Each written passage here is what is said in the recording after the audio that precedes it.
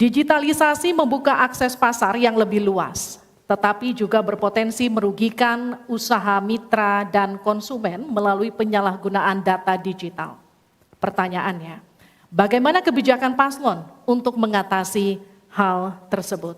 Waktu untuk menjawab 2 menit, dimulai sejak Bapak menjawab. Kami persilakan.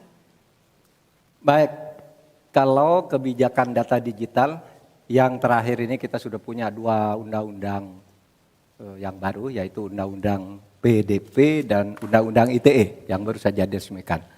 Tapi lebih dari itu, menurut saya digital atau ekonomi digital ini tidak bisa dihindarkan oleh siapapun.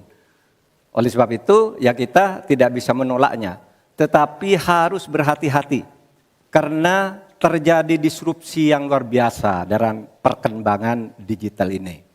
Saya menangani kasus misalnya pinjol, di mana rakyat menjadi korban dari kegiatan ekonomi digital. Ada kripto misalnya. Kasus pinjol itu sendiri sungguh sangat problematik. Kenapa? Karena dia dibuat secara hukum perdata melalui gadget. Rakyat yang tidak tahu langsung bilang, kamu mau pinjam uang sekian? Yes. Bunganya sekian? Yes. Kalau tidak bayar sekian? Yes. Itu perdata.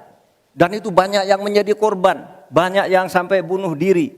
Ada seorang dari Semarang, seorang guru, meminjam hanya 500 ribu, kemudian hutangnya menjadi 240 juta karena selalu bertambah bunganya. Kemudian ada yang sampai bunuh diri. Dalam hal pinjol ini ketika saya sampaikan ke Polri, tidak bisa Pak, itu hukum perdata. Ketika saya sampaikan ke OJK, OJK bilang itu bukan kewenangan kami.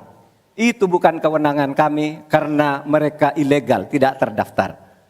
Berkali-kali saya panggil, kemudian saya undang dalam rapat bersama gabungan di Menko Polhukam. Kita nyatakan bahwa itu tindak pidana dan harus segera ditangkap. Itulah dalam sehari kemudian ditangkap 144 orang di hari itu juga. Sekian. Baik, tepat waktu. Selanjutnya kami berikan kesempatan kepada calon wakil presiden nomor urut 1 untuk memberikan tanggapan atas jawaban yang disampaikan oleh Pak Mahfud tadi. Silakan Pak Muhaimin, waktu Anda 1 menit. Ya, benar sekali bahwa antara perkembangan teknologi digital dengan kemampuan UMKM kita masih terjadi gap. Oleh karena itu harus ditindaklanjuti Pak Mahfud. Selain pemberantasan pinjaman online, judi online, ini pun masih harus diselepet lagi karena tidak komprehensif di dalam menangani ini sehingga pinjol masih merajalela, judi online masih merajalela. Yang lebih penting dari itu Pak Mahfud bahwa sebetulnya kemampuan untuk masuk pada dunia digital membutuhkan bantuan dari pemerintah untuk turun tangan. Menangani apa? Mulai dari literasi digital untuk UMKM. Yang kedua membantu push pemasaran bagi keberlangsungan UMKM menghadapi persaingan yang sangat ketat. Di sisi yang lain kita juga membutuhkan kapasitas teknologi kita supaya lebih bisa membantu seperti kecepatan dari internet yang sedang ada di masyarakat kita masih sangat rendah. Baik, harap tenang. Selanjutnya kita akan beralih ke calon wakil presiden nomor urut 2, Bapak Gibran Raka Buming Raka untuk menanggapi. Waktu Bapak untuk menanggapi 1 menit, kita mulai sejak Bapak mulai berbicara. Baik, terima kasih. Mungkin kita juga harus hati-hati selain pinjol dan judi online, kita juga harus hati-hati untuk masalah pencurian data. Untuk itu harus kita kuatkan cyber security dan cyber defense kita. Itu sudah kita lakukan di Solo Technopark, ada sekolah cyber security.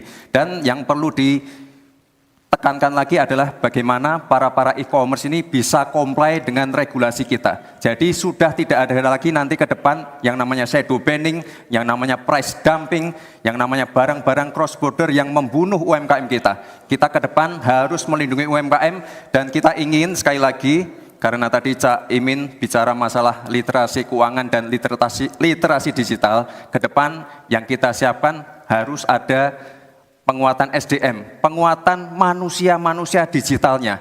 Karena itu kita ingin anak-anak muda untuk ikut andil dalam hilirisasi digital yang akan kita canangkan sebentar lagi. Mohon tenang, mohon tenang. Saya hargai jika kita semua kooperatif. Terima kasih.